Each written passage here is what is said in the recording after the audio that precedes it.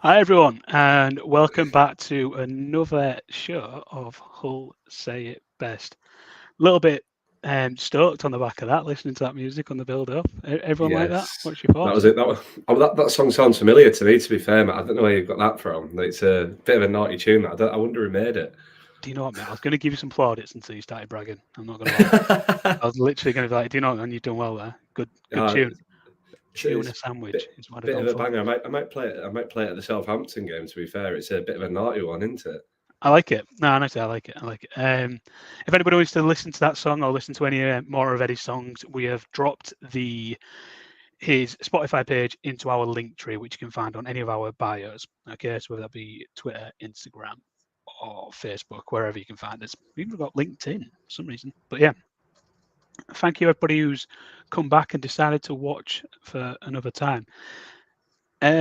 Everyone, please allow me to test palette something here. We're using StreamYard. I wanted to try something for the first time.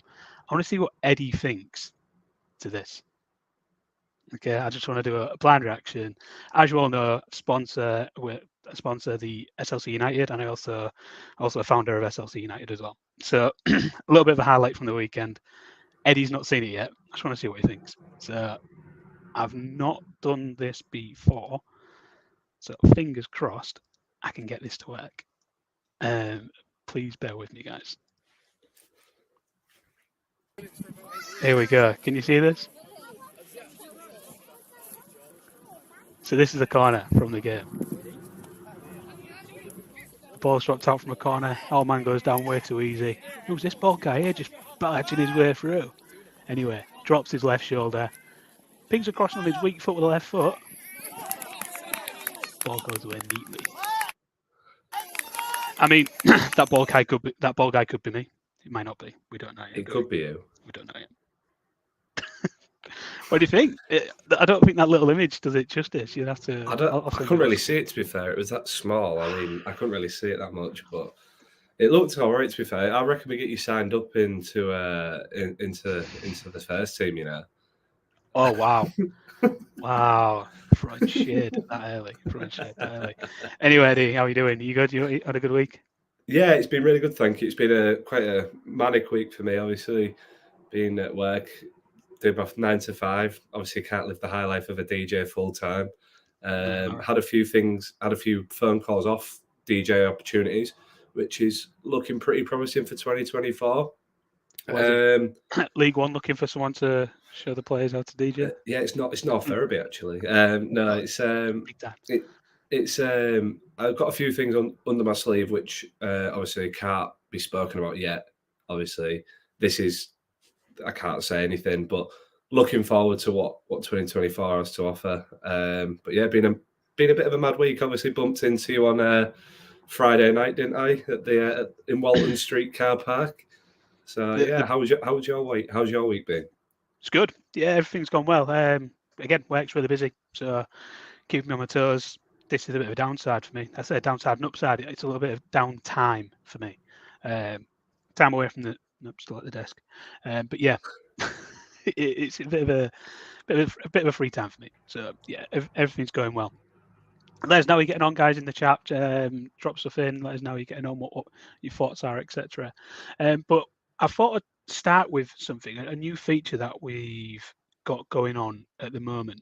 Um, we've had the Mizai, okay, and we have got a similar Mizai coming up later on. Later on in the show, there's a part where I don't know if anyone remembers me doing this, and please don't go back through the tweets to look for it. But I did a poll. I did a poll, one poll a day, where I asked everyone who their favourite goalkeeper was, who their favourite right back was, left back, centre back, etc., etc. And we built a 4-3-3 team out of it. Anyway, I put that into a visual, and we're going to run through that tonight. I don't think Eddie's seen it, but for that part, we'll also be joined by old Grandpa Joe. And I'm going to see what them two think to the team and get them to try and guess who the players are along the way as well. But before we do that, me and Eddie are going to initially do something similar. So we're going to, one a week, we're going to debate as to who we think should be in the best 11. Not the favourite 11, the best 11.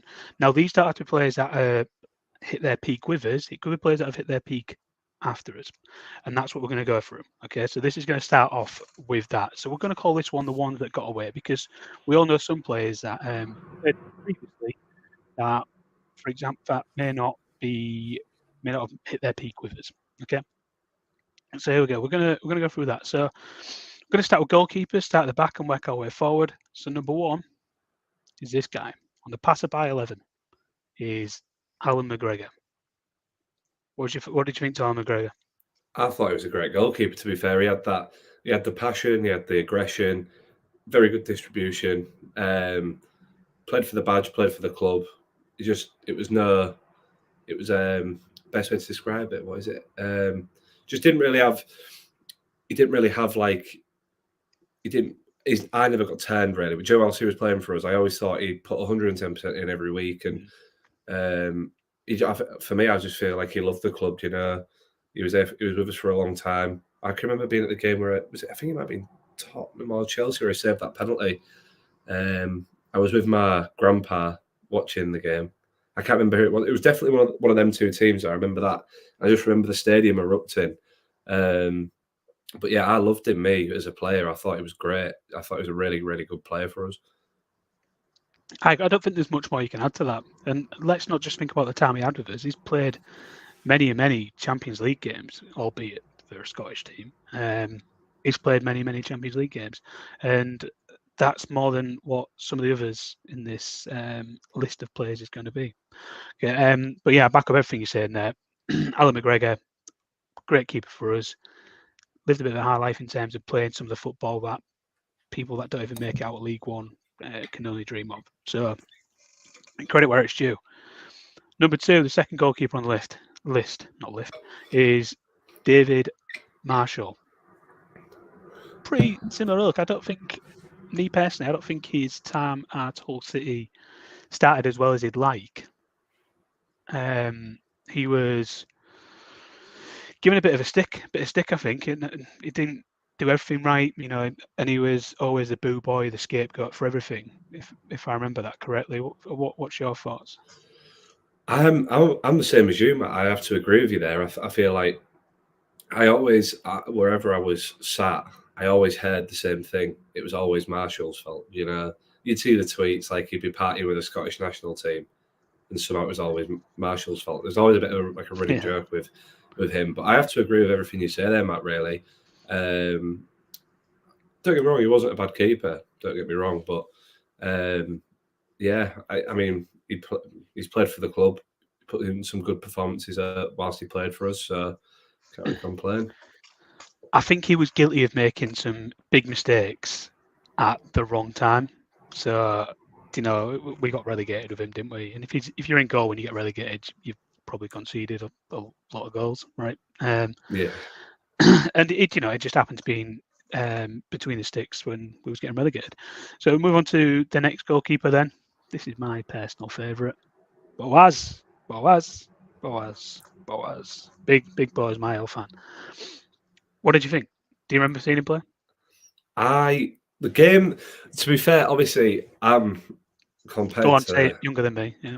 Compared to you, I'm a lot younger than you. So the only game that I really remember him playing in is the playoff final, because that's me. Like, obviously, my memory. Obviously, when you were a lot younger, you don't remember as much things as you do now.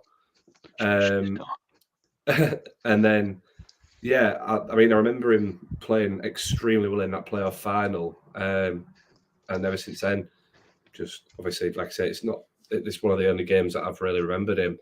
Obviously, you'll know a lot more, but another claim to fame is that my mum and dad were sat next to him on a flight home from Las Vegas. So that's all I can really say, to be fair. Get Christmas cards off him. He's always around my house, and he's best mates with Ben Foster. So is he? Yeah, you don't see him talk about him all the time on his podcast. No, I've seen him mention him a couple of times. Like, which one are you referring to? Is that Mile, quality keeper? Because if so, I agree. Mile was the mainstay. He was the number one, and he was there throughout from the day I started supporting Hull City up until we got relegated.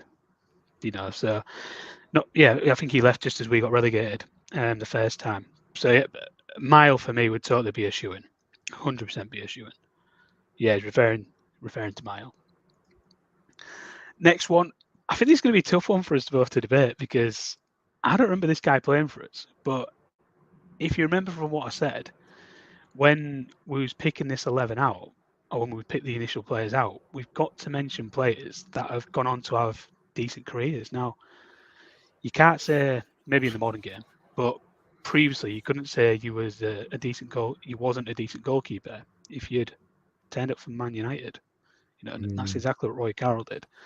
My only memory of him, and big memory of him, was the save, not so save, he did against Portsmouth.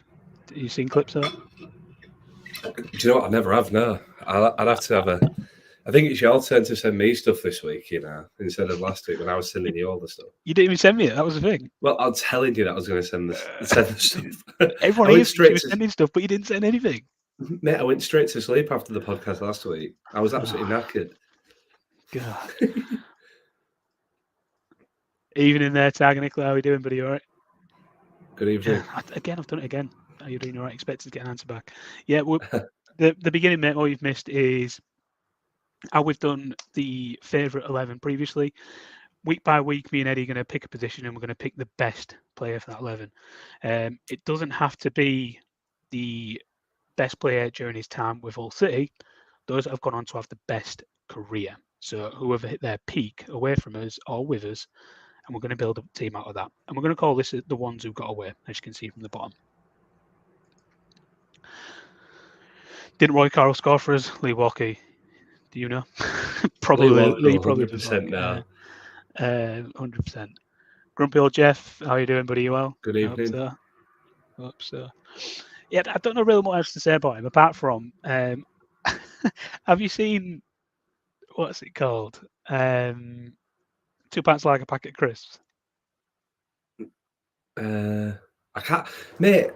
I this don't guy know. Looks like Munch. You must have seen Munch. Surely, no, mate. I'm clueless. I'm absolutely clueless. Munch magic, mate. He looks like Munch. That one I will say. I'm actually making a note to send you Munch, mate. Stuff that I am sending you a picture of Munch. Brilliant guy. Lee Walker, yeah, must have been Alan Ferris. I'm sure Alan Ferris got a hat trick. 90% saying he got a hat trick. Peter Parker, like that. I've just washed my hands. That's why they're wet. Not quite sure what that means. Love it. Okay. Somebody will add a bit of context to that, hopefully. Like I say, we're not big on Roy Carroll. It's before our time. And then lastly, this one might shock some people. Peter Galaxy. Peter Galaxy's gone on to have a really good career from the guy who didn't look that good for us, bit of a flimsy keeper, to go on and represent RB Leipzig and his national country, which I believe is Hungary, in certain competitions. So credit where it's due there. So again, he came at a time when I don't really remember him. So it don't really say much about him, does it? Do you remember him? Only time I can remember him is when I was listening to like Radio Homicide sometimes, and like David Burns would be like, just say his name. That was about it. But obviously, he has had a good career, obviously, since leaving us. Like you say, playing at RB Leipzig, playing for the national team. Like I was in a taxi in Budapest, and the guy was like, "Oh, where are you from?" And I was like, "Hull." First player he said is Peter Galaxy, and I was like, "Whoa," bit mad. Obviously, you pack him all the time on FIFA, but apart from that, I don't really remember much more. It's one of them players, and you get a few of them. You constantly pack him. But yeah, so I'm going to open the floor up to you guys now. To throw some messages into the chat, I guess, and let us know what you think. Because ultimately, one of our guests are probably going to pick one of the 5 for us, and that'll be the theme for the rest of the series of this. So I've not seen any comments come in just yet. It turns out last week's show was a lot more engaging than this one.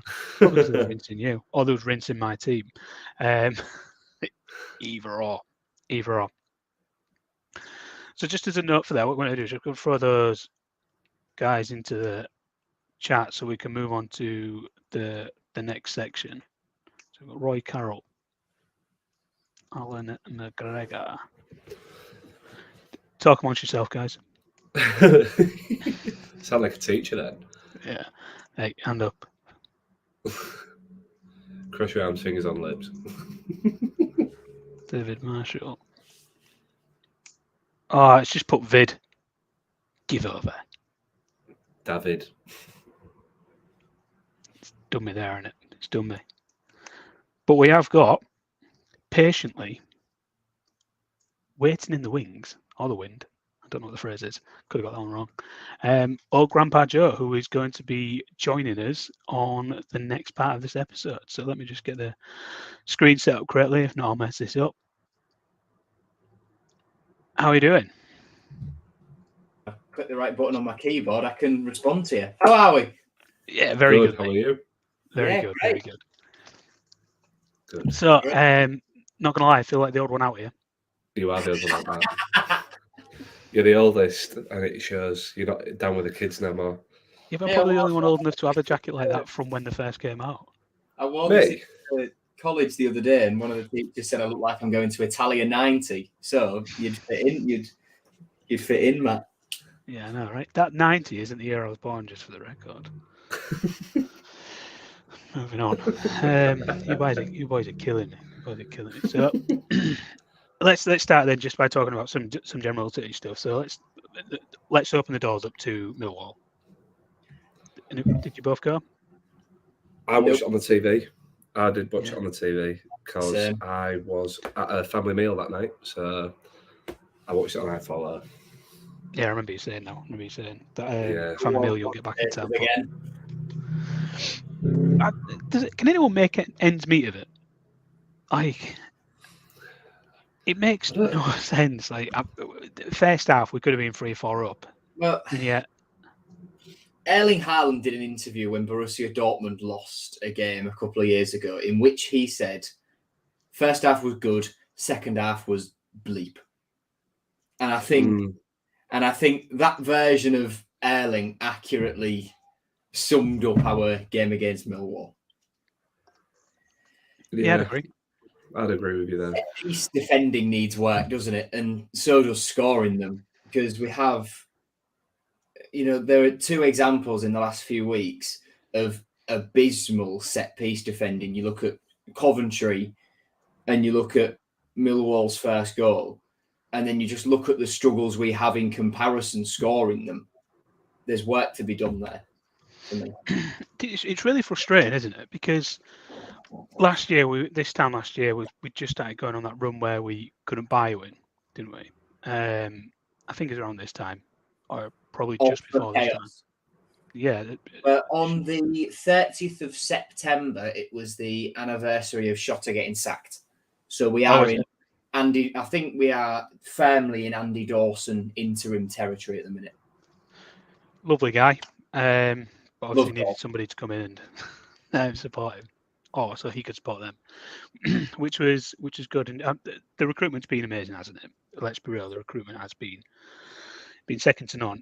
I do worry that I put this on the Twitter page just before kickoff, saying, what does this send out to two left backs on the bench? You've got two left backs on the bench, and you've played a natural centre back at left back, but we all know he can do a job there.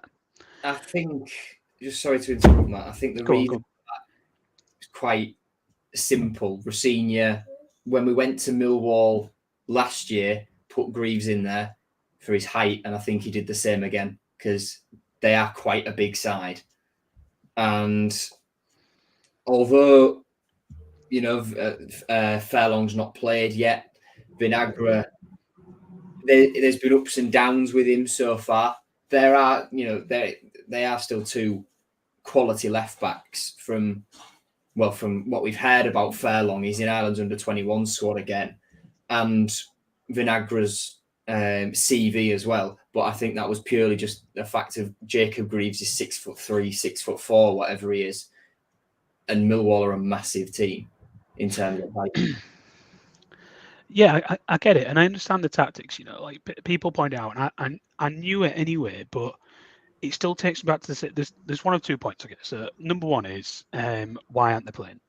If you want to do this thing where you have one of the fullbacks tuck in and you in possession move to a free, then I get that. So, but then why bring in 2 fullbacks of the ilk that cannot do that?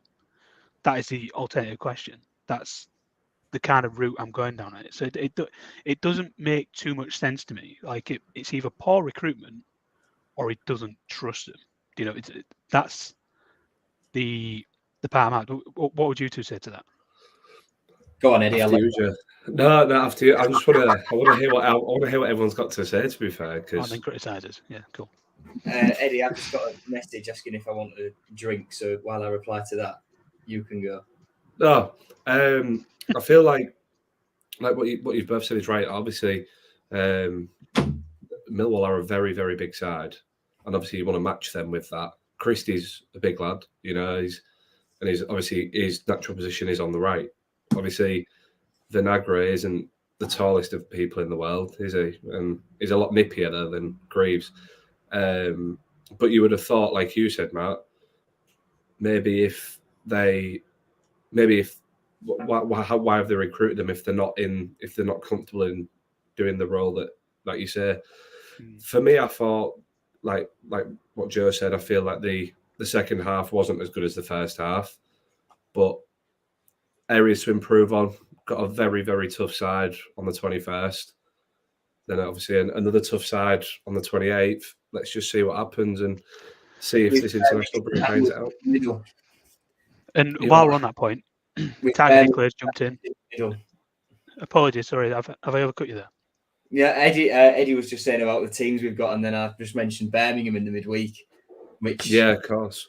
Will Rooney be anything without Rafinha? That's the big unknown. We said this before we started, didn't we, Matt? Well, cuddle buddies. But yeah, so it's one of them, innit? The whole Birmingham thing, we could probably sit and talk about that for the next 20 minutes, couldn't we? But it would be on the wrong podcast. But we've all got a review on it because it's pretty harsh. But as you can see, I've just popped a comment up from Tiger Nicola.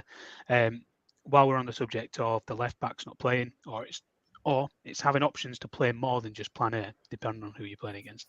I get that, but ultimately, whatever the change was, it didn't work. So, something went wrong, and it didn't work. What I'll do is, before we move on to that, these next couple of comments may bring a bit more topic for us. Peter Parker, is this one of yours? Has he followed you into here? Is this what I've never seen him before? So, Peter, thank you for watching first and foremost. You might give us context for this one, because he put something on earlier, and I was like, this makes no sense. I've just washed my hands. That's why my hands are wet. Is this? I'm not sure, to be honest. But I was watching the stream before, and you were talking about Roy Carroll, I think. So it might be a joke about that, about Butterfingers, maybe. I don't know. That was Barthez, though, wasn't it? It wasn't Carroll. But yeah, moving on to his comment for you. Always read Joe's under 21s write-ups for Hullenbach. Yeah, it's saying it. Good to have some form of coverage of the youngsters. Sorry to bring up the other channel. It's all good. Ban. All good in the hood. Thank you. How do you do them 1 week bans? It's all right. It's all right though. It's all right though, Matt, because we've got OG content, so it's all right. It's blessed. You can't do stuff like that. Joe's a part of their family, and it's all right. It's all right. I'll sit on the fence. I'll get splinters. We're all here for a laugh. We change our direction in the way that we're going anyway, aren't we, Matt? It's now a show, not a yeah. Just so we don't have to compete. Yeah, this is what I mean. We try and bring stuff together. I think I'm going to touch on. We all want the best for the football club. I'm going to touch on the topic a little bit. I don't want to create a rivalry. That's not what I want to do. What is tough is we've come in, I like to think, we've started doing things a little bit differently. Engaging, people can jump on, people join in with the comments and stuff like that. We went live. I started this nearly over a year ago now, and I went live all the time.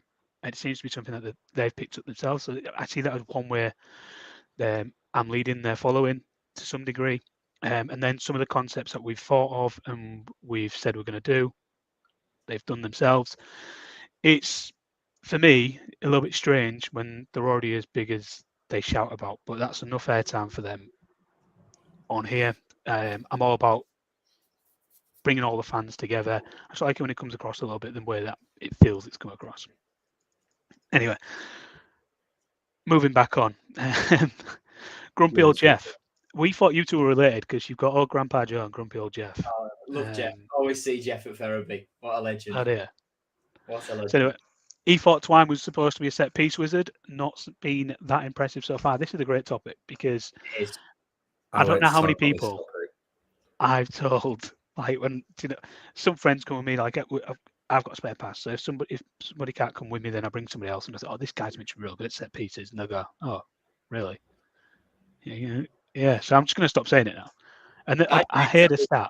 I did exactly the same thing. So when Twine made his debut at Blackburn away, I was there with a mate, and as he came and clapped the fans just for the first time, I pointed to him and I said to her, he's going to be the player who's going to take us to the Premier League. And every time he's done something dreadful, she's just sort of nudged me and said, he's taking me to the Premier League, is he?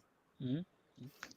I think the tough thing is, much like Adama as well, Adama started off, and in this formation, he was being played out wide, and he's not a wide player.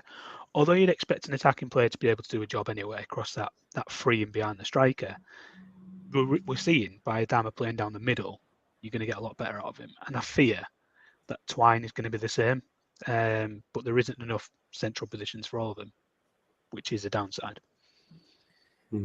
I think just moving on to Ipswich and speaking of central positions, I think we missed Slater's industry in there and a bit of Tufan's creativity as well. And I think that was somewhat remedied against Millwall by having Twine and Traore on the pitch at the same time, plus Philogene, plus Delap through the middle. I'm not a fan of Delap out wide if I'm honest. But some things are necessary with injuries and stuff. You know, it's biting us again, isn't it? Yeah. This whole injury thing, and it's annoying, but it's football, and we've got to score. I agree, and drawing in the 2 points together, Slater's injury and the left backs. You're probably wondering how the hell this is going to go together, but the way the team's been working since Tyler Morton's come in is Slater's moved over to that left wing naturally, but he then tucks in. So if we didn't have the issue with Coyle being injured, I believe, and Slater not being injured, one of those would have started. I believe Vinagre would have started because they would have naturally gone for the overlap on Slater, who would tuck in, which then creates space for or an option for one of the centre mids to fill in and cover a left back when needed. But if you've got a natural left winger playing on the left wing, you then can't do that, in my opinion. So it does make a little bit more sense, but it's still really rough overall. Give me your thoughts, Eddie. Scott Twine, rate him out of 10. I personally don't rate. I feel harsh doing it out of 10.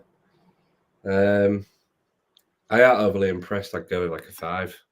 And would the 5 stay the same if I was to ask you to rate him out of 100? No, it'd go to 50, wouldn't it? I don't know. It's hard. It's just like we signed him for his creativity, and like obviously he's meant to be so good at set pieces. Unlike, I've just not seen anything. It'd be all right for Hull FC because he's been putting it over the bar every time, hasn't he? Very between the post and over the bar. Well, in the chat, England Rugby Union could do with Twine. He'd get plenty of 3 points. There you go.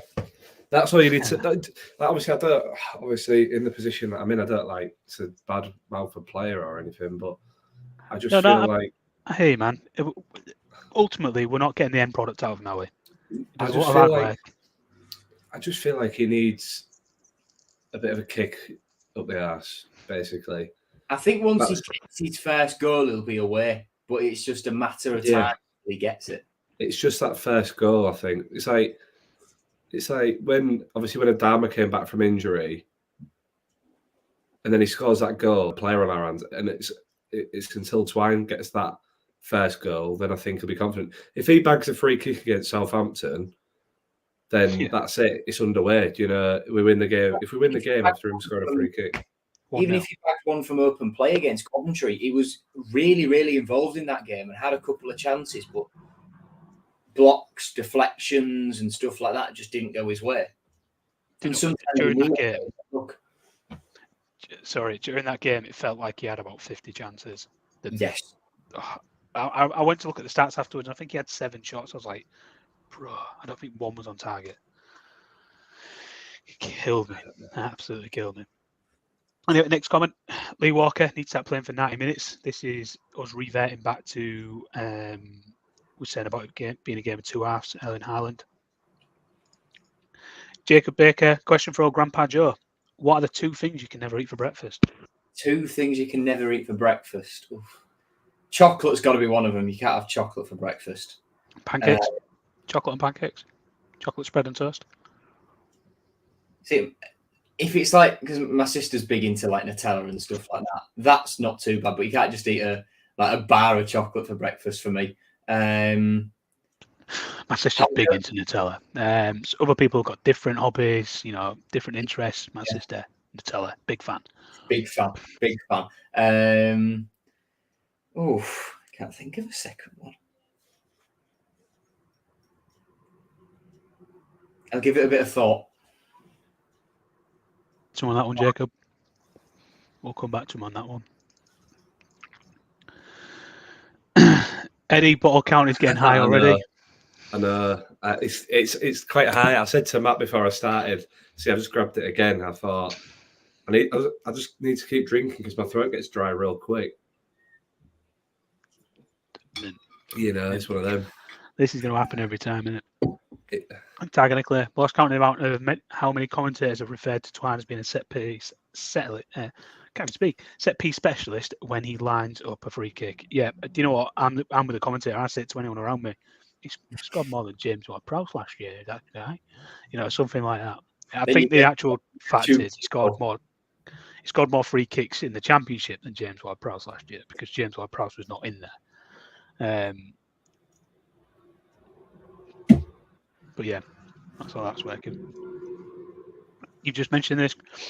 England Rugby Union could do a Twine. He'd get plenty of free points. He probably would. And, he seems posh enough for Rugby Union as well, doesn't he? Twine's free kick myth has come from One Goal on YouTube. Chris, drop that link into the chat for us, please, buddy, if you can find it. It'd be interesting to see. I ain't seen any of it. His free kick against, was it Blackburn from last season? Yeah. More. Oh, that free kick. It'll be that one, guaranteed. Never hit one better than that before. Grumpy old Jeff, Delap is better, essentially. Couldn't agree more. I also think he's pretty wasteful. I think he's just a big bloke. He just causes a lot of havoc, draws in a foul. It's what you want in it, really, from a striker. So, yeah, what you need. I've said this a couple of times about him. I like how he is like that young kid in the playground, that just wants to run at you. He gets the ball up and he will make you defend. You're either taking me down for a foul or you're tackling me. Either or I'm running at you. And I like that about him. It's just sometimes there is better options, which is frustrating. Because I feel like we could have probably... What was the game before Millwall? I'm forgetting it. Which? The one directly before it, I'm sure. Ipswich. Ipswich, yeah. I only heard the Witch. So I was like the one before. No. Sorry. I felt like he was really wasteful in that. But don't get me wrong, Ipswich quality anyway. But I felt like he was really wasteful in that game. Here we go. Question for Eddie. How many holes does a straw have? 2 in it. I swear it's 2. Top and bottom. Oh no, it's 1. It's one big It's hole. 1 in it. Yeah. It's just 1 long. Wait, no, is it 2? See, this is what people tune in for. It's one. It's got to be one or two, surely. Am I getting it wrong? Google it. Go on, you Google everything else. That's No, I brilliant. swear it'll be one word. No, it's two. Is it two? Is it two? I don't know. No, You. I'll watch it. I'll search it. Won't I? It'll just be like something completely. It's going to come up with something like 5, and your brain is going to be fried, mate. How many? Harry backing me up here. Pancakes and waffles. This is where you add the chocolate. 2. Bang it. Told you. I thought it was 2. Eddie, who would you rather start? Delap or Connolly, or both? I'd have to go with both. Like, to be fair, like if this would be Harry, who always is at man. I said it to you the other day when we were watching Millwall. They both need to start really.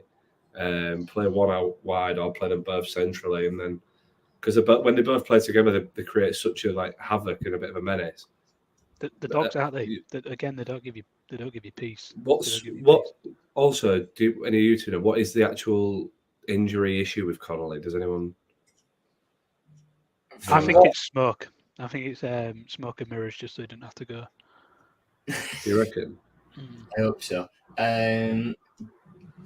Didn't Baz Cooper say it was just precautionary?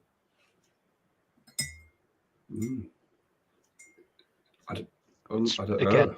Could be. Grumpy old.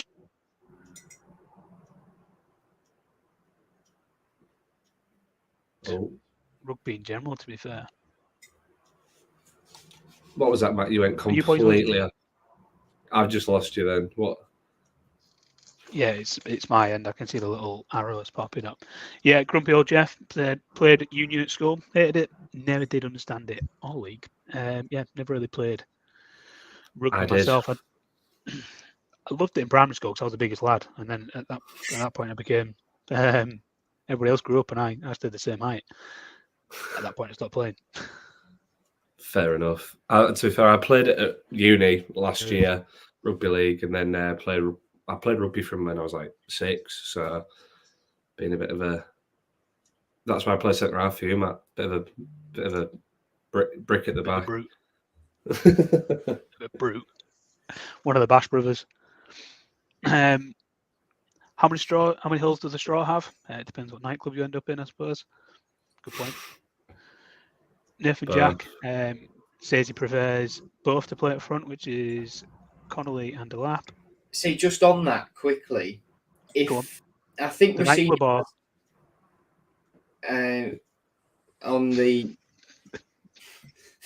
on the both comment.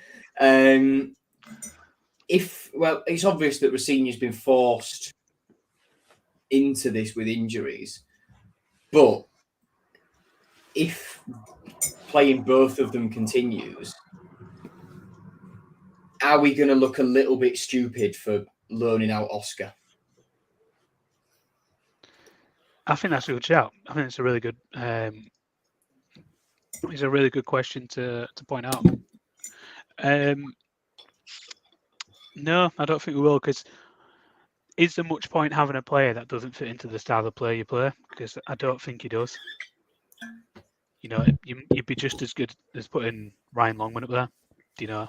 And another point for me is Oscar's value sitting on the bench for a year as a second/third choice striker. It would only bring his value down. Whereas now we've loaned him out and we can get 4-5 million for him, apparently, if you believe the press, if he impresses out at Mets. So has he been playing? You know what? I'll have a look for you. I haven't actually seen. I've not followed him. Do you know?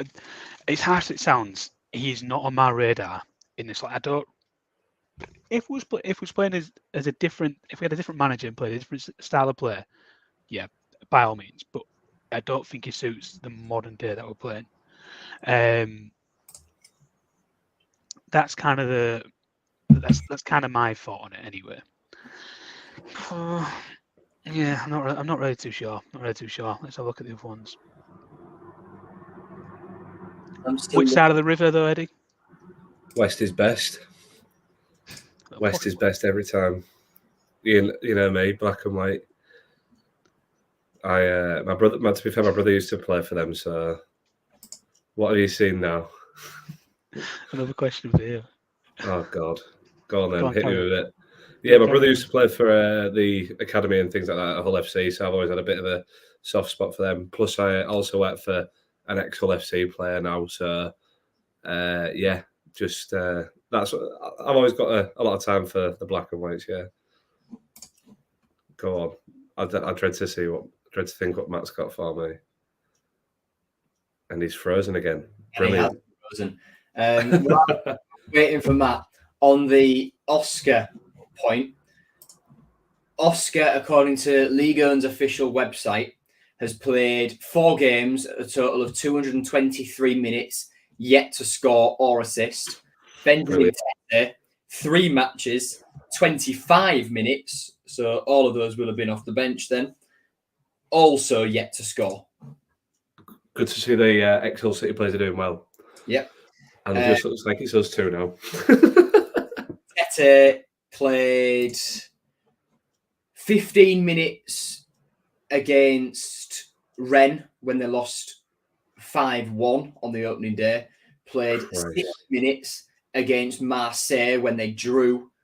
And then, he played game week 1, game week 2, then didn't play again until game week 6 on the 24th of September, where Metz lost 1-0 to Strasbourg. He played 4 minutes then. Bloody hell. And then now he's injured. We'll have another look at Oscar because he is actually a kind of City player.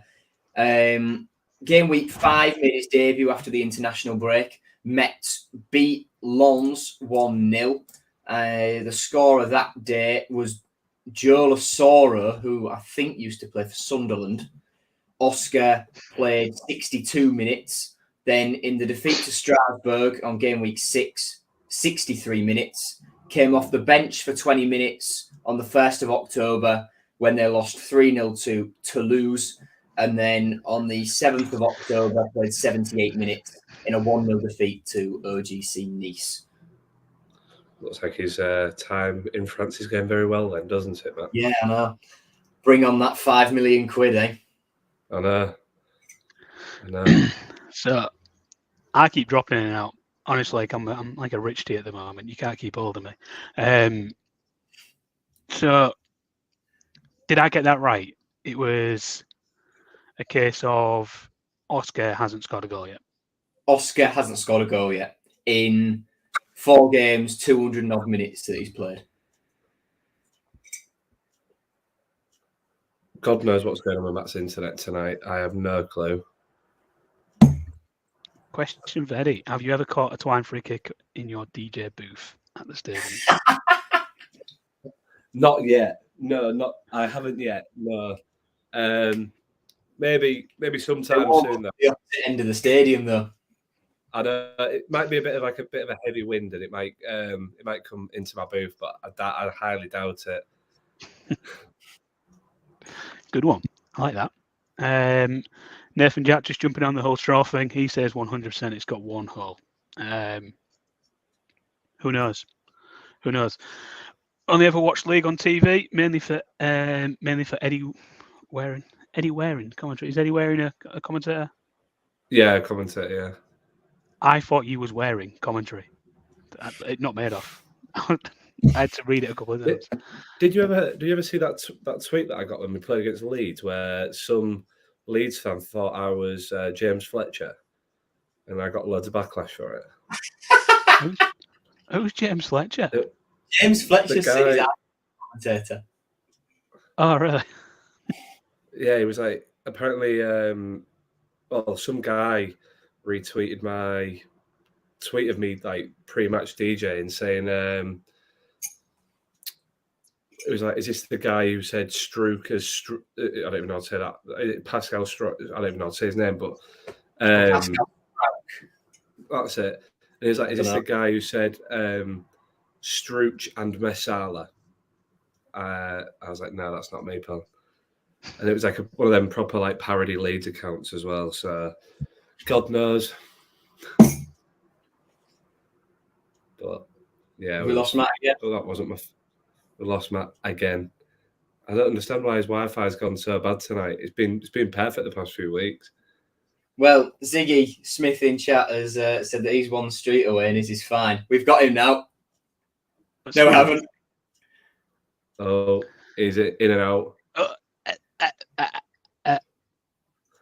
Now he's actually gone. He actually has gone now, for God's sake, Matt. Oh, dear.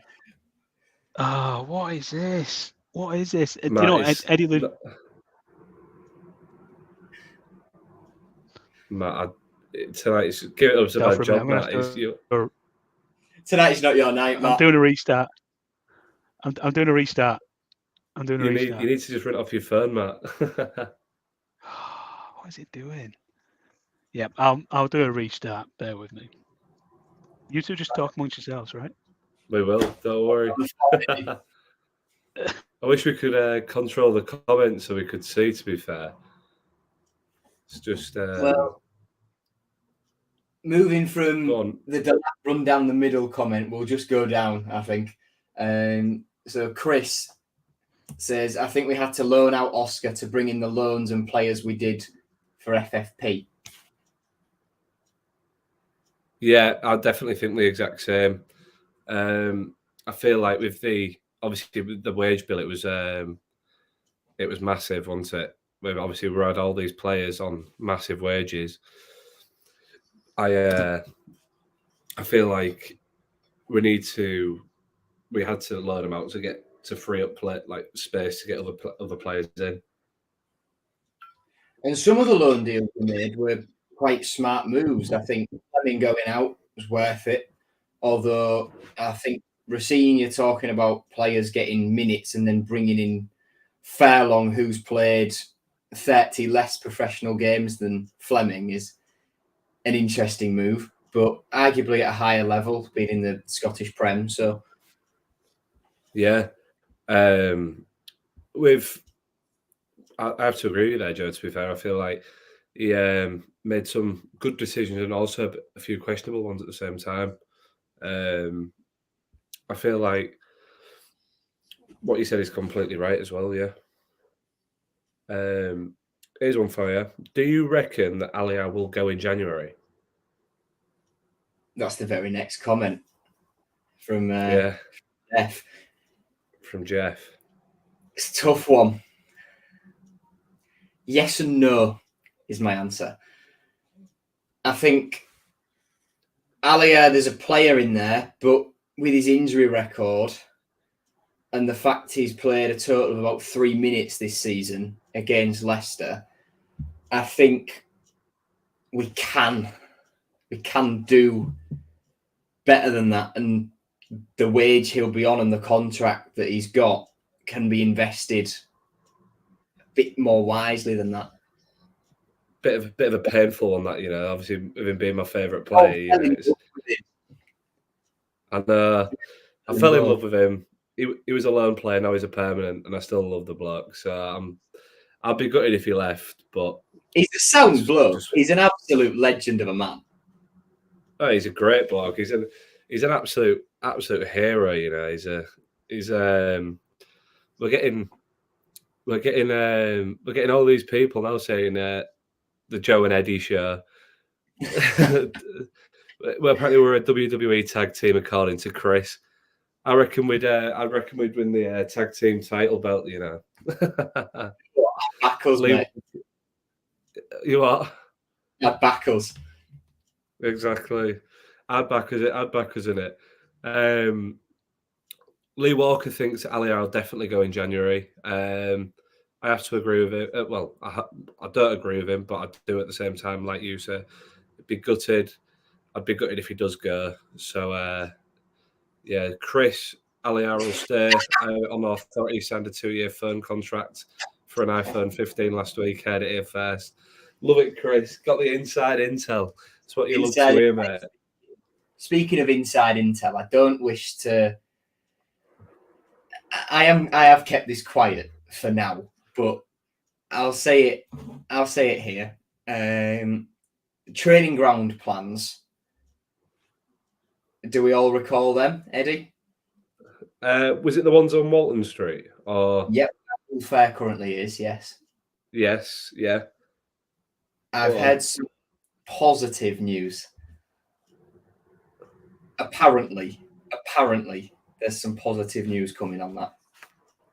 Here we go. That positive news. He's back. Hi, everybody. Here we go. Just in time for the positive news. So somebody has told me that we're gonna get that training ground on Walton Street moving very soon. Sounds interesting. So, like I said, I've only been told this by one person who said I think his partner works for the council, so there's no real way that I can verify this. But apparently, the plans have been approved by the council. Planning permission is close to being granted or has been granted, and solution for Hull Fair will be found. I think Hull Fair could always do with being moved away from Walton Street anyway. I know it's easy to get to for a lot of people, but just do it on the outside of the city. I think you'd attract more from day trippers, right?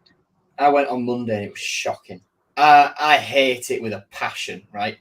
But I go every year to carry mates' phones and stuff like that just to do them a favour, and because I'm a good bloke like that.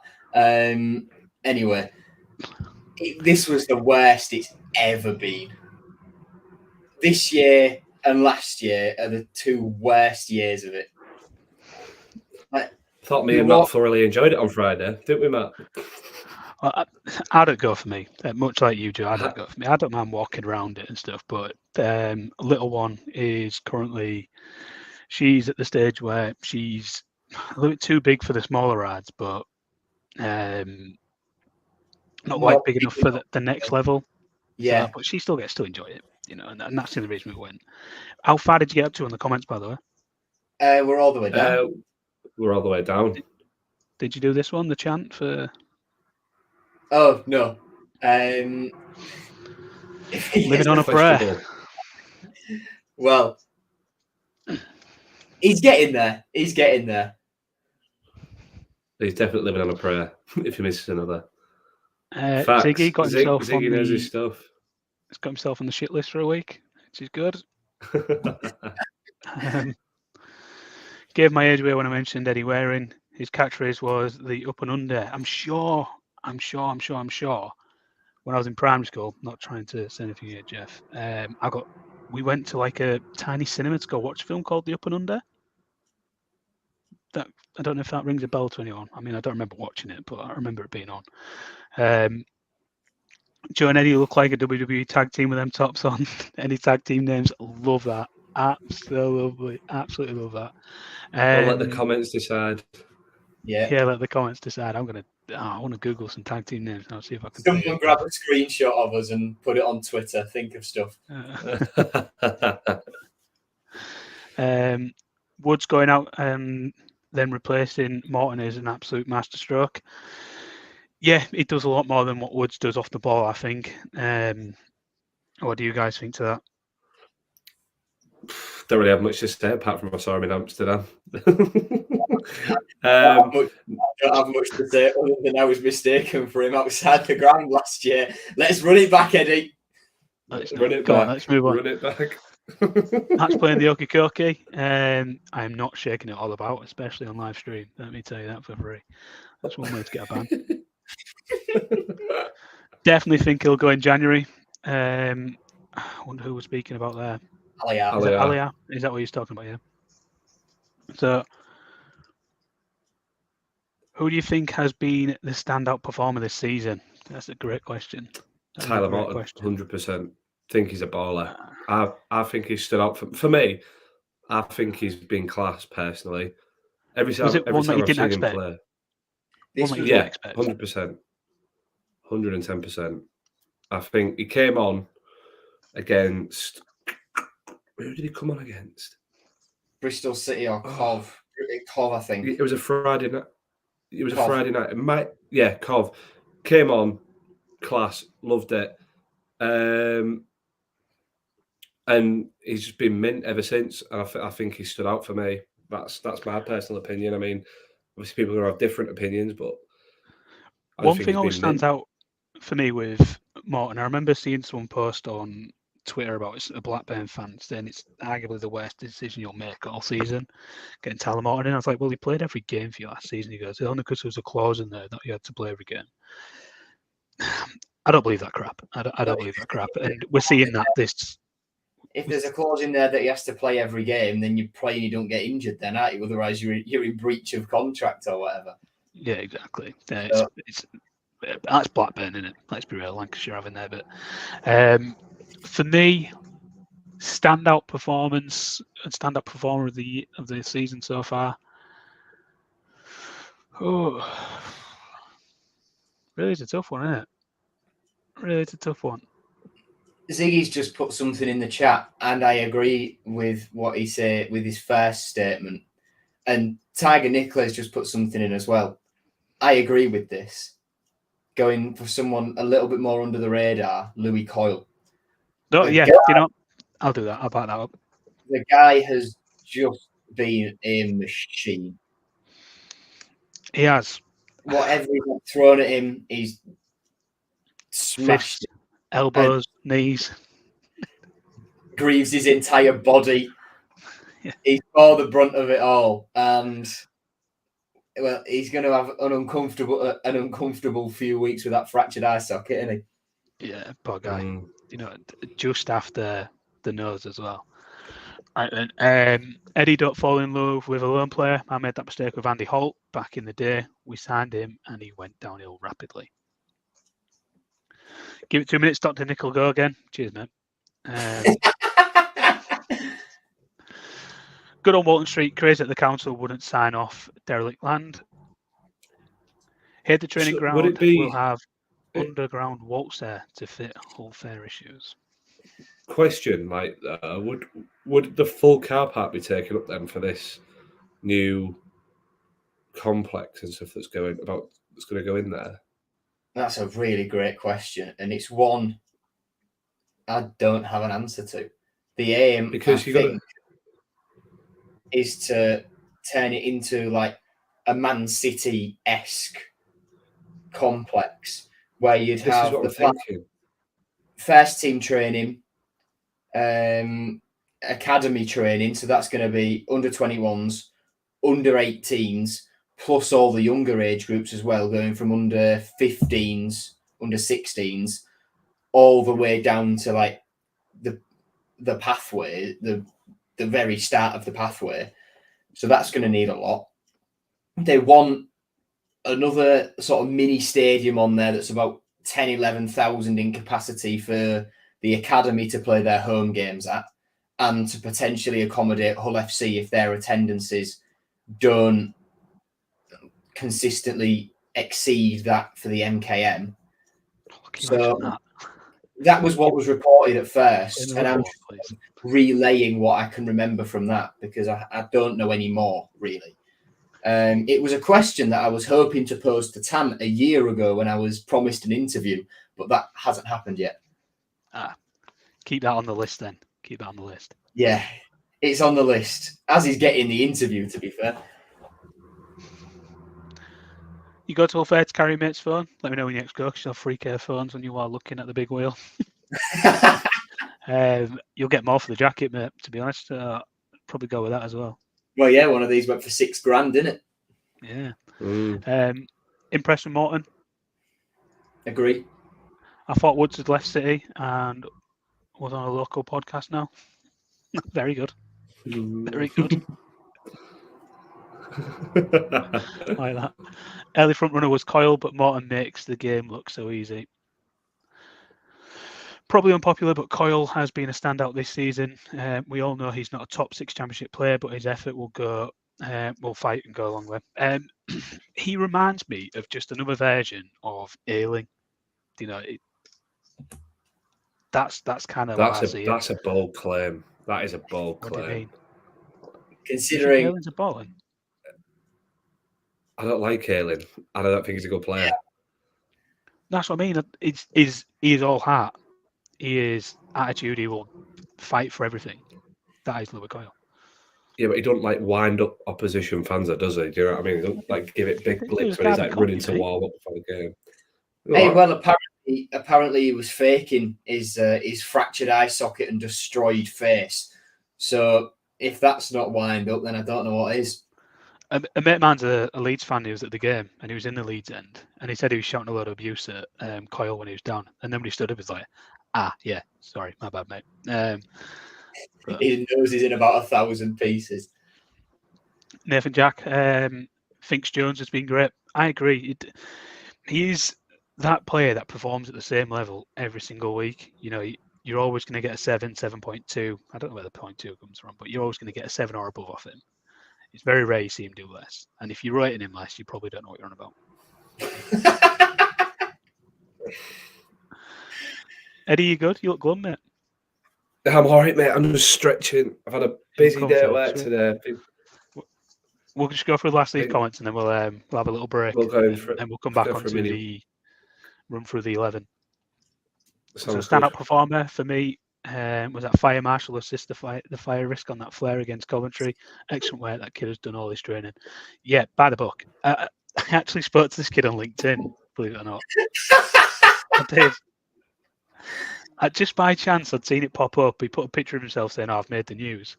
So I replied to it, and he came back to reply to him under the podcast name as well. And he came back to me on it. I thought, fair dues. And he goes, no, honestly, you've got to be safe. You've got to protect your hands. I was like, okay, he's still in character.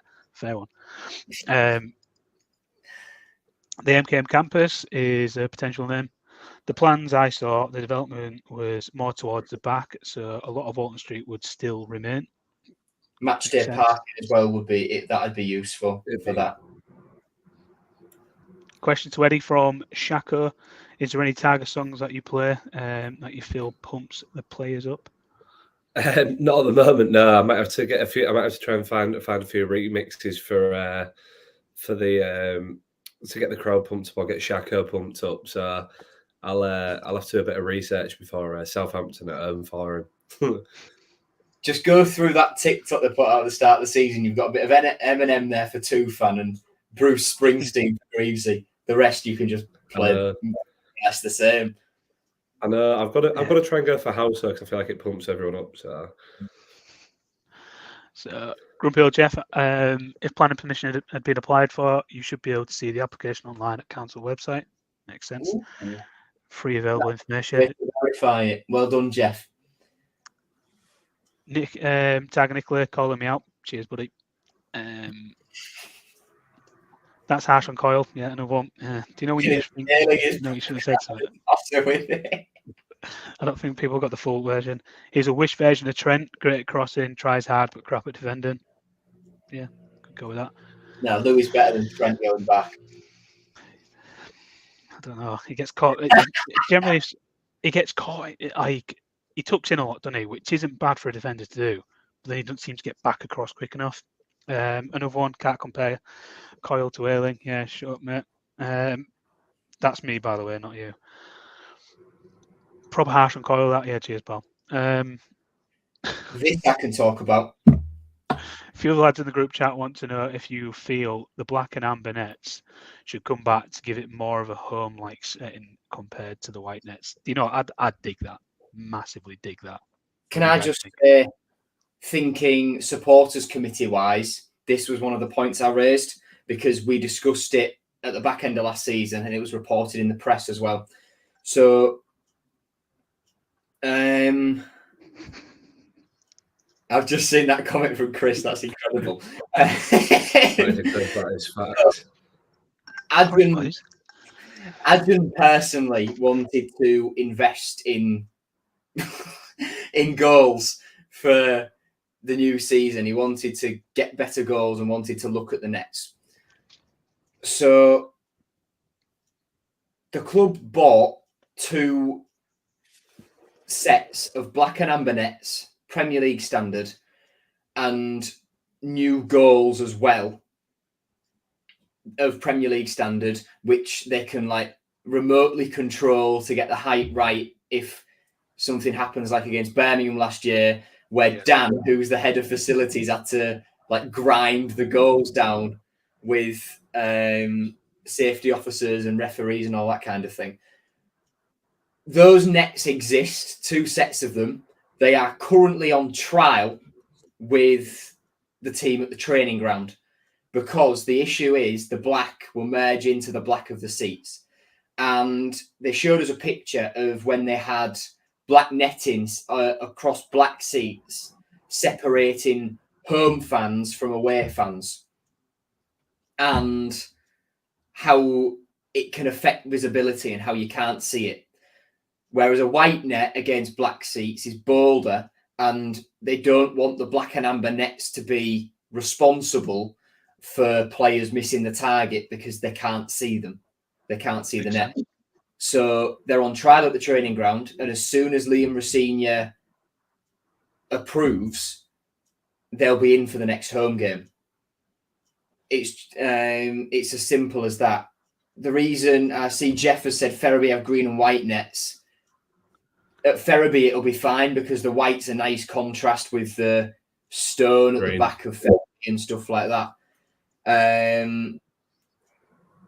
But they want to, because I'm seeing comments like, to this day, I still don't get how our goals grew and why do you need to see the nets? The goals growing, I have no idea.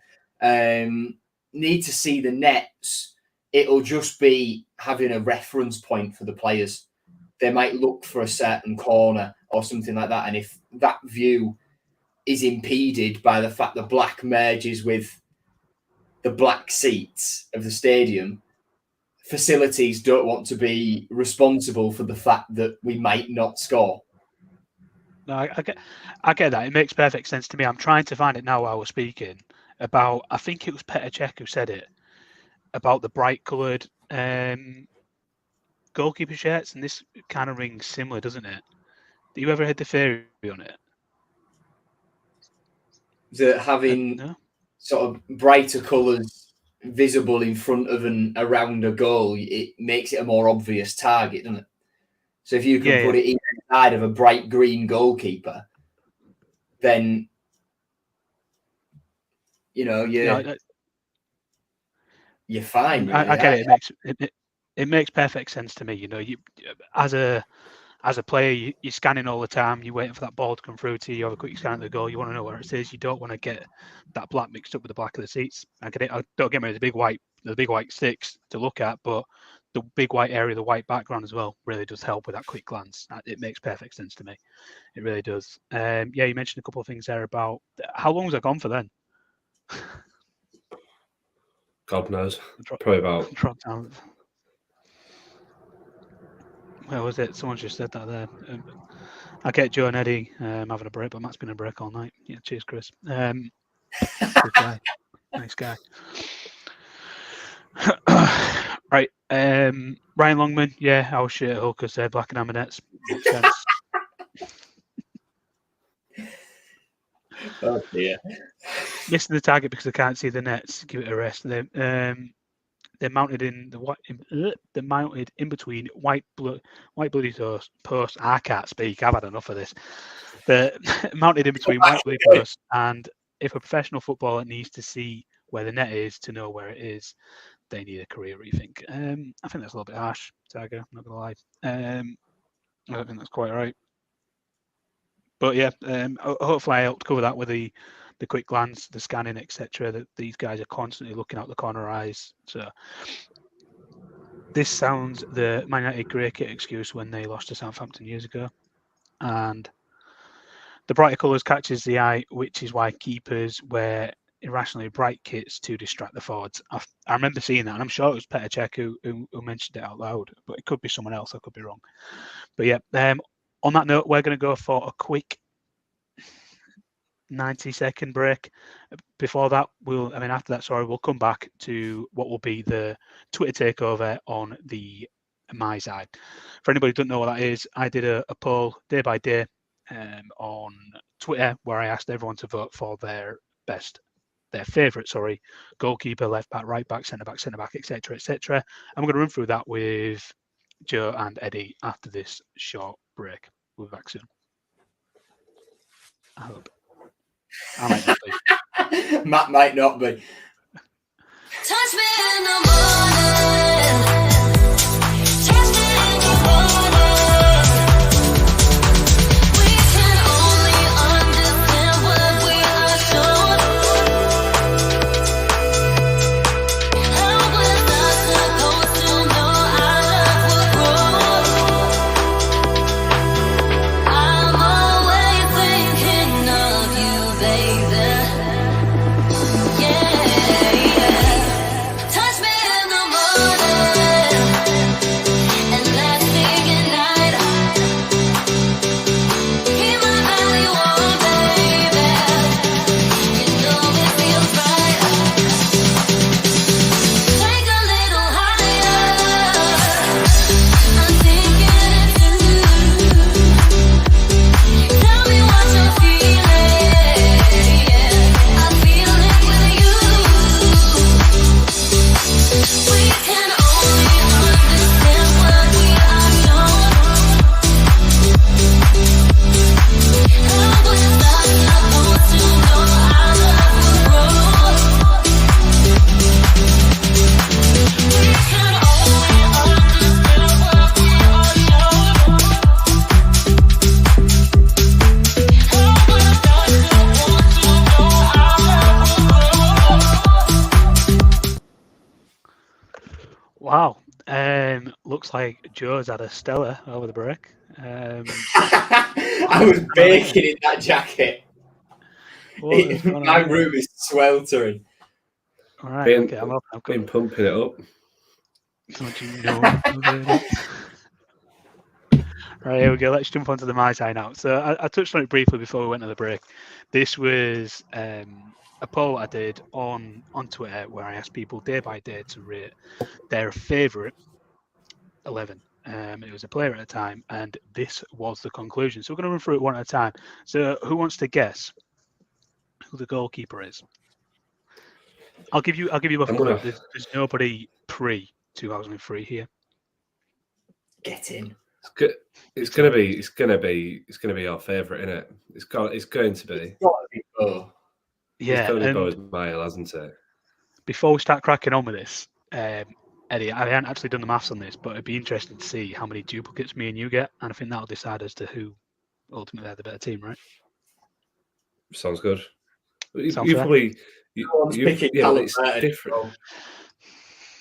Right. Okay. So I need to change this quickly. Yeah, So that's you how many would be votes Bo. though as my hill got in goal in total of the full poll. That's total of the full poll. Okay. Sounds good. Oh God, it's annoying. I'll be with you in a second. So I what do you re- think to Buzz Mile in the meantime? I never Oh, got to see Boaz play. Good. Yes. Big fan of Boaz. Like I said earlier in the pod, Matt, I only ever remember seeing him play at the playoff final in 2008. So obviously that was like pretty much one of my first years supporting. So yeah. Yeah, I get it. There's many people like that. Let's see what the comments have to say about this. Eddie, are you bringing the decks to Amsterdam?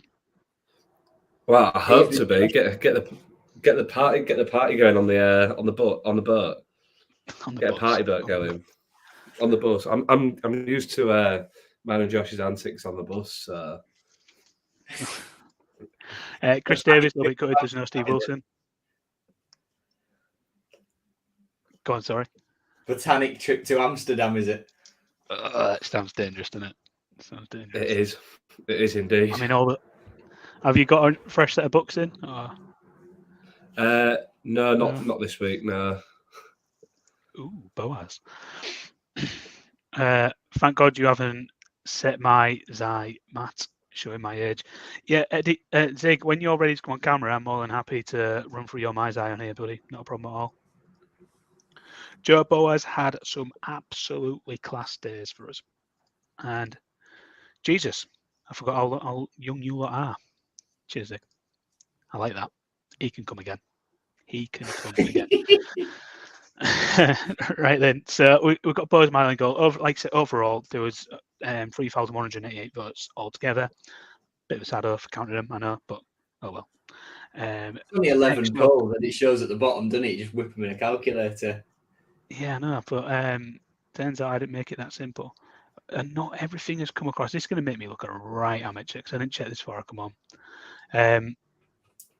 Anyway, right back, who was saying? Right. Off the top of my head, there's going to be Elmo in the poll, I reckon. Rosie in the poll.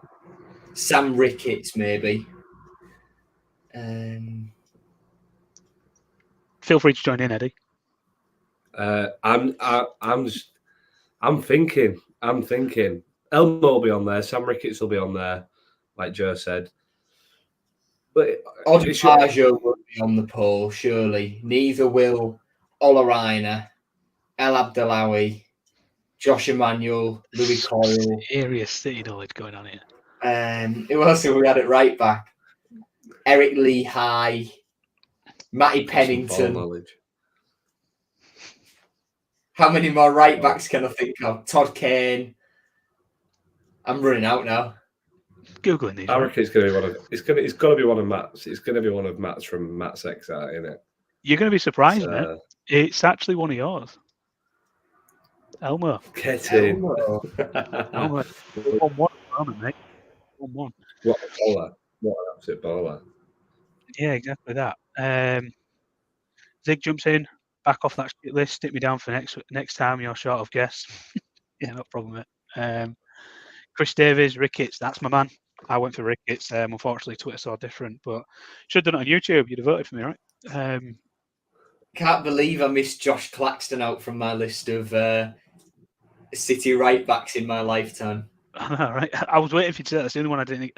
You didn't say that. I was thinking, come on. No one mentioned Louis Coyle either. The current right back. I missed Cyrus as well. You compare him to Luke Ayling, Matt, so it's all right. Oh, let's just. Right, okay. You can have that one. You can have it on. You can sit free. It can sit free on me. I don't mind. No nibble on this one, mate. No nibble on this one. Let's move across to next centre back.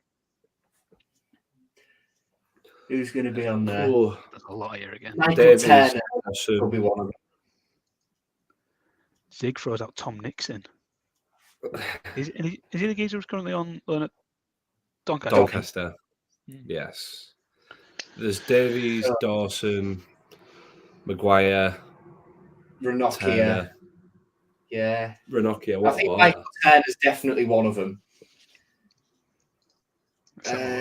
Although it depends who you put in each poll, really, doesn't it, Matt? Yeah, so with this one, I did 2 sets of 4. Yeah, that's what I mean. And I tried to keep the left foots together and the right foots together. But, you know.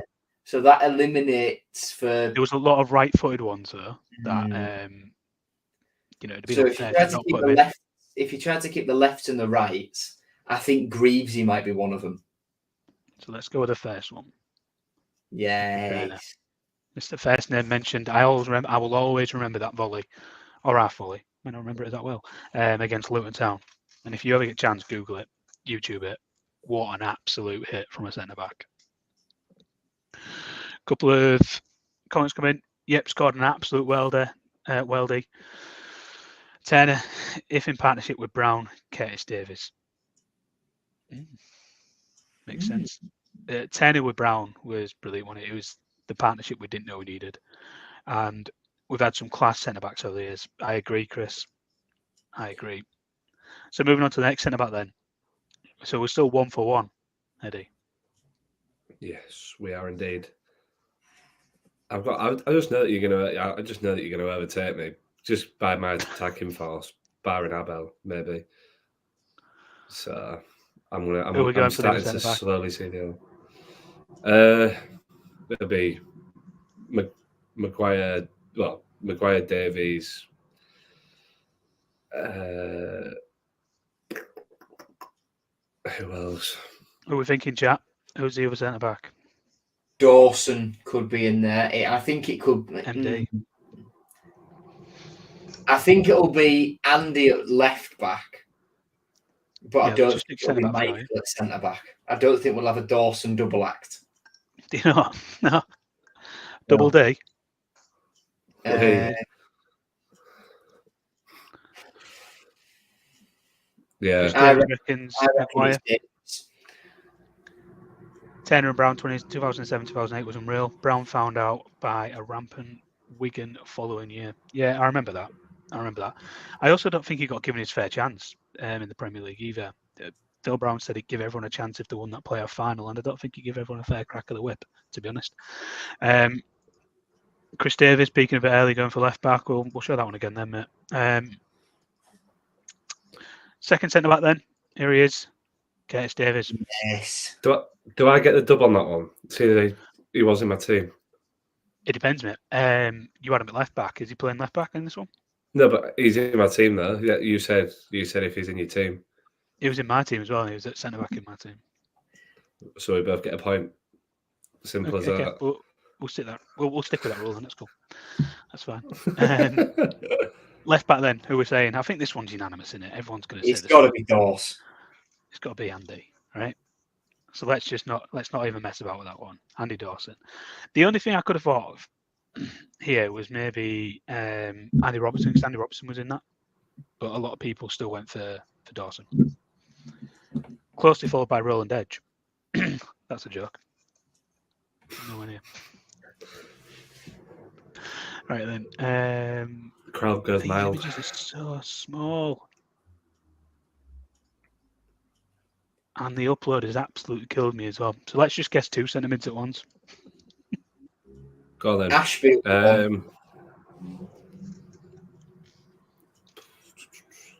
If I was on 2 for an area, it's criminal. Tell you now. I want Dave to be in there, Dave Myler, but I don't think he will be. Let's see. So we reveal the 2 at the same time because Yeah. killed me. Hoods. That means that I've got another point. Get in. Yeah, we're currently. I had Mail. 3. You had Elmo, so there's 1-1. Neither of us had Turner. Both had Davis. That's 2-2. I had 2-2. Dawson, made it 3-2 to me. You had Hoods, makes it 3-3. It's interesting. There we go. This is going to be interesting. It goes down to the wire. Serious question. How do you think in the modern game Ashby and Hoods would get on together? Wow. I'll let Joe answer this one. I'll pass this to Joe. Well, that's convenient, and it's considering I don't remember Ian Ashby in a Hull City shirt. I'm too young for it.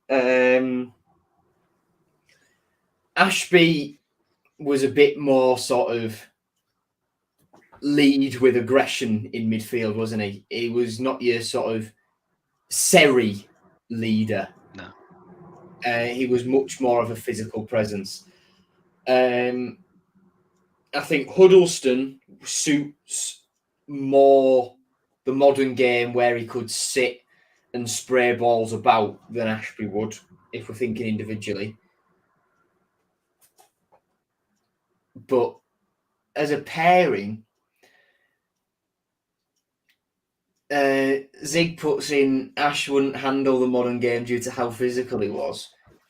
If Ash wouldn't handle it because of physicality, I think Huddleston was always quite immobile, and he was still good. But would we get exposed in midfield by having 2 players like that? Ashby would be a squad championship player in the modern game, in my opinion. Yeah, I think certain games would suit him, wouldn't they? Certain games would suit him, which is why I'd probably suit that. Yeah. I dare do a comparison again, so I'm not even going to say anything. So yeah. Not having that, not taking that risk. No. No. We'll lose viewers by the minute. I see one little thing and go, yeah, he's a bit like that, isn't he? And then people go, how can you do that? Next up, Ashby was punching fair play. Not in the sense of mobility, but more potential of red card looming. That's cool. So next one, centre mids. I did get a comment off someone saying, why don't you show who the vote was between? So I've actually scrolled through my tweets while you were talking there, and I've managed to find this one. So for the next centre mid position, it was between Robert Corrin, JJ Kocher, Giovanni, and Nick Barmby. Who are you thinking? Wow. I think Gio takes that. It's either between Gio or Robert Corrin, isn't it? That's what it's going to be between. No, I think no JJ Gio Kocher? takes it. Or you've omitted Nick Barmby there altogether. This is so tough. But I think Gio takes it purely because he's in there and you haven't put him in. Well, you've put him in there and not right or left. Yeah. So I think Gio's taken it. So my vote went for Nick Barmby simply because of the part he played on getting us to where we ended up being. You know, I honestly feel like without him doing what he did and dropping down the leagues, we wouldn't have made it to the Premier League. You know, I feel like he played a massive part in that. The attitude he had in the changing rooms, etc., on the training field, around everyone. I honestly think he played a massive part there. I really do. But as for the reveal, in terms of players, it was Gio, and this sees Eddie take a 4-3 lead. Oh, Buzzing. Fuming, absolutely fuming. So anyway, let's move to the right wing. I will find the poll for that one. Right wing was. It's only going to be one man in it. It's only going to be JB20. It's not loading. They're not loading. Oh, that's such a joke. The Wi-Fi's down in drift tonight. Yeah, it's having a nightmare, isn't it? I mean, at least you can still see me. I don't know if that's the benefit or out, but let's have a quick look, see if it comes up on that. I reckon Bowen. What do you think, Eddie? I reckon it will be Bowen. To be fair, if it's a Twitter takeover, it'll be Bowen. Depending on who the other choice are, but it's great. He's definitely gonna get the dub here, isn't he? Let's be real. Yeah. Why are you being so sour? Let me see if I can find it first so I can give you the vote. It's not sour, it's just acknowledging the quality and how recent it is as well. 100%. Let's jump straight in then. So yeah, JB20. It was a no-brainer, wasn't it? Let's be real, it was a no-brainer. Absolute no-brainer. I don't think we can say enough superlatives about this guy, can we? We really can't. This guy was incredible. I won't say used us, because used would be an unfair phrase to use for him, wasn't it? He learnt his trade, and he did well. He worked hard. He took on every bit of advice. As a youngster, he worked his way up, worked his way through, played in the Premier League for us as he was breaking through under Phelan and Silva. And then when we dropped down to the Championship under Slutsky, Adkins, and then finishing under McCann, he made his name. And then he moved on and he's in the England squad now. Yeah, exactly that. So just to rewind a little bit, spoiled. I was there the night a coach got a standing ovation at Wolves when I've genuinely never seen a player just take the piss so much. I remember that as well. That was literally a joke. Zig jumps on to say, a year old. Wow. Wow.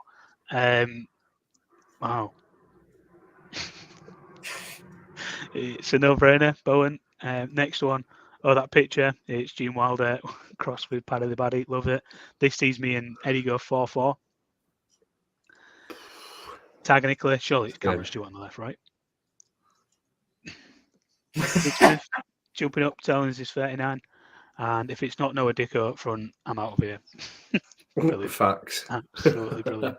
So, left wing, let me tell you who this was between, because I don't actually have that one loaded up. this was between Stephen Hunt, Kamil Grosicki, Cumulus Potter, and Stuart Elliott. Stuart Elliott Come on. got to We be. was both in this one. We both had a player in this, Eddie. Kamil Grosicki every day of the week. Surely it's got to be. I think this will be Stu Elliott. Oh, a little spoiler alert there from Nathan Jack. 100% right. Stuart Elliott. Stuart Elliott sees me go one above Eddie. +1. Fuming. +1. We know. Maybe this was my plan all along with this mind's eye, mate. Maybe I just thought I'll just take 5 players out of here. One more than Eddie did. and claim victory. And claim victory, and that's exactly what I've done. No, it isn't. Cameron Stewart was excellent until he got injured. Do you know, Chris, I agree massively there. It was that point, wasn't it, where it was like, we could sell this guy for £1 million for Cameron Stewart. That's unbelievable. To Leicester, wasn't it? And then out of nowhere, his form just skyrocketed down. Tag Nicola, Elliot all day. Yep, massively. Grosicki, but for me, Elliot. Yeah, again, it's a close one. Zig knows the drill. No prizes for second place, though, mate. Just Dele Alli left to put in a decent side. Yeah, Elliot. Dele Alli. Elliot, did anyone remember the Stuart Elliott chant? I'm not going to do it, but I've not heard another player. Stuart Elliott was in his pomp for us. I wasn't even born, mate. Mate, his chant was Stuart Elliott, and that was it. We just did that over and over again. Well, it fits because isn't he a pastor in a church now, or something like that, or a priest? Yeah. Why? What's that tune? I'm trying to think what that tune is. Come by It's, right? Oh, yeah. That makes sense. We're not around a campfire, are we? Here's to you, Stuart Elliott. Jesus loves you more than you will know. Love that. Love that. Was another because he couldn't fit that on the original comment. True story. I've got a scar on my right shin from a Stuart Elliott goal. Do you know what? My brother's got a scar on his back from a Stuart Elliott goal as well from the Swansea game when we won 1-0. Stood up, celebrated, didn't put his chair back down. Rookie mistake. You learn that the hard way, right? That's kind of like goes. Now the main event. Let me see if the strikers are. Nick Proschmitz. Na na na na na na na. Nick Proschmitz. Na na na na na na. Nick Proschmitz. Na na. But seriously though, Eddie, Dino or Abba? Nick Proschmitz. Modern day striker Abel. Back in the day, Dino. One of the two. It's got to be for me. I mean, because he was a part of my eye. Then I'll go with Abel for me. I can't find the thing it's doing it in. It really is. Of course you can, just to level it off. I want to find out who was in it. I reckon Dino takes this because playoffs. It was back at the beginning of the year, so I've got a bit of scrolling back to do. But feel free to throw some guesses in there, everyone. So who else do we have? Zig has gone for Hernandez. Nathan Jack has gone for the fans will pick Windass. Fortune teller. Jan Venegor of Hesselink got to be up there for me. Oh, come on. This is taking forever to go back. Come on. What other weird strikers have we had? Weird. It's a bit harsh, isn't it? Dear Mercy and Bakani. What? Oh, why have you done that? Why have you brought that guy back to my memory? I'm just trying to think of all the terrible ones now. Here we go. Norbert Ballog, what a hero. Diamande. Josie Altidore. Big time player. If take away women beating, I thought Marlon King was all it for us. Well, Menucho, that Fulham goal was massive. Oh, this is a fun one. Let's get a couple more strikers out here that we're thinking of then. Who has been an absolute donkey for us? Do you remember? Chrissy Martin wasn't very good. No, he was poor, very poor. Why I can't remember his name? Umar Niasse. Yeah, Niasse was all right. Who's I a know. good player? I'm not saying bad players. I'm just saying trying to think some strikers. Come on, boys, calm down. Jumped on before. Chuba Akpom. Chuba Akpom, yeah, had nothing for us. He loved being offside for us. There's one game I can remember. It was Rotherham away, and Akpom, every single time he had a ball played through to him, he'd run onto it, even though he was about half a mile offside. But the one time he didn't run onto a ball because he thought he was offside, he was miles onside. Yeah, he was one of them. And then it surprised me how he played so well against us for Middlesbrough. But sometimes players just suit styles, don't they? And that's just the way it works. Speaking of Middlesbrough, Marcus Forss was terrible. Yeah, exactly. Yeah. Danny Graham, I think, if as far as top trumps shit strikers go, Tiger Nicola is leading the way on that one. You might not remember him, Darryl Duffy. I love Darryl Duffy. When I think of Darryl Duffy, I think of Stephen McPhee as well. I always remember the Stephen McPhee penalty. I don't know if you can find this online or not. He aimed for a penalty to hit the crossbar so he could scorpion kick it back in. Genuinely. And he did it. He did it. Oh my God. But it's obviously not allowed because he's had 2 touches. He genuinely did it. He dinked onto the crossbar and then scorpion kick. Genuine. Oh my God. Speaking of penalties, Josh McGuinness against Peterborough. Tom He's Eaves. another striker. Oh, I think it's just gone past now, actually. Still going. I might be able to notch one up in terms of my team if people pick Tom Eaves. What a legend. Yes, Tom Eaves. Oh, yeah. You've got none, yeah? 0-0-0. Did you have Michael? No, you didn't have Michael Turner, did you? And Michael Turner. I had Michael Dawson and Greavesy as my centre house. Darryl Duffy up front with John Parkin was like when a dad plays in the same team as his son. Camel Gillis, absolutely dumb, but everyone wanted him to play. Yeah, it was a weird one to Gillis, wasn't he? He came in around the same time as like Bernard Mendy and Josie Altidore. Yeah, strange one. Duffy was, I think that was the second year in the Premier League, wasn't it? Duffy was superb when we beat Stoke away. Right then, he was ready for the grand reveal. The players were Ben Burgess, Fraser Campbell, Abel Hernandez, Dean Windass. Got to be Abel Hernandez. It has to be. I think Dino's won it. I like Teves. A lot to be said for effort. Bloody love Tom Eaves. He's just a nice bloke. Tom Eaves was a great bloke. What we're saying? Gotta be Abel. Gotta be. I think Final Dino's vote. won it. Final votes. It's got to be. There's only one man it can be, right? Gino. And that concludes today's draw.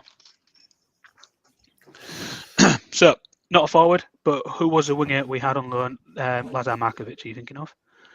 From, I think, Liverpool, who was a sprinter before he did football. Oh, maybe not then. I think it was Nigel Nigel Pearson. Pearson. What? Nigel Pearson was 11-12, wasn't he? Nigel Pearson was the first relegation from the Premier League. So that's 2 years after the 08 to 09 season. So 09, it's 10. So 10 to 11 season, yeah. So that year. He used to be a sprinter. Gonna have to have a look. I'm genuinely looking on Wikipedia now for the players we signed that season. Just hang on. I'll make that. 2011. Paul McKenna, no. Basso, no. Martin Pusic, no.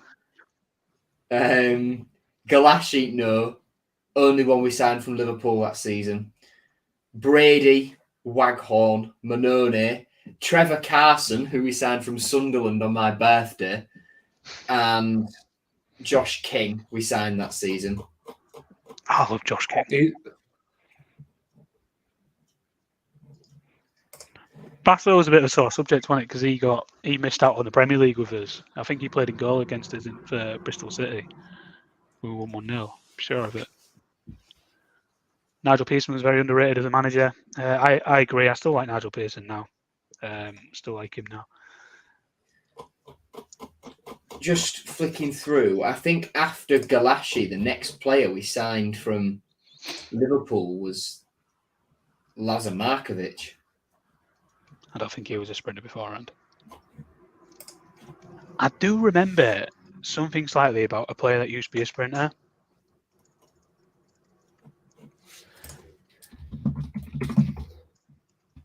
Player Trying to who find used this.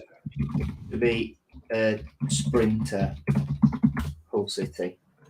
Do you know sometimes when you search, you've got to type soccer instead of football, just to hit the right algo. Not Mbappe. We didn't sign him.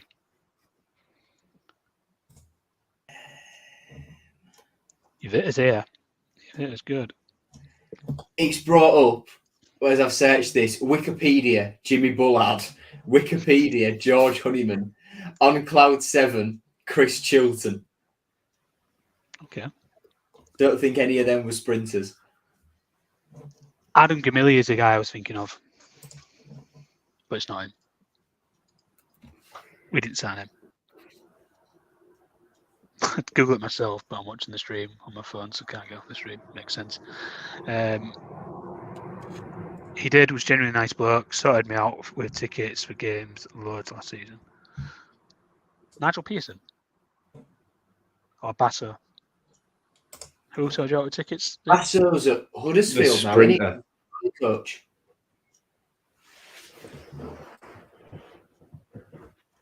Strange one.